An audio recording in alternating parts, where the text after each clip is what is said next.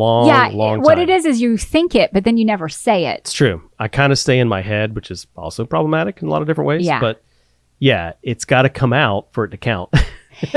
And so it's not the thought that counts in this case. No, it's not, because I didn't even know your thought. Right. So when you tell me your thoughts, got to verbalize it. Yeah, you got to verbalize it. And also with the kids in little years, probably the number one love language that I needed was acts of service. Yes. Because if you're helping me with the dishes, if you're helping me with bathing. That's important. It changed for you, right? It did. Would you say it changed? It has changed. Okay. I mean, I still do appreciate acts of service, but it isn't filling my love cup as much as other things are now. Right. And what's interesting is it was different before we got married and had kids. It shifted. You know, so you wait, are you saying that relationships are dynamic? Ooh. And there's not a magic formula? Oh my gosh. Crazy. I think I am. Did I get an A? You do. Thank you. You brought it all the way back. I brought it all the way back to an A.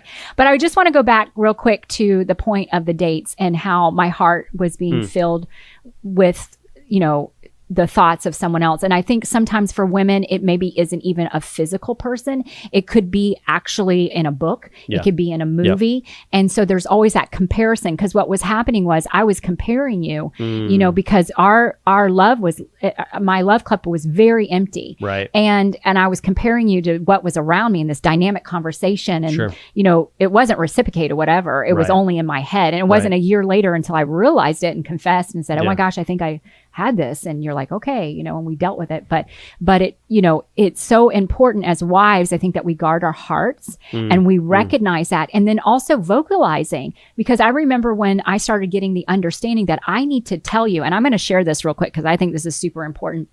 When I remembered, oh my gosh, no offense, I'm not saying you're dumb. This isn't what I'm saying. Man, I'm trying to find a way. Do good on sleep. I'm dumb. I'm trying to say this with like, I'm trying to lift you up. Okay.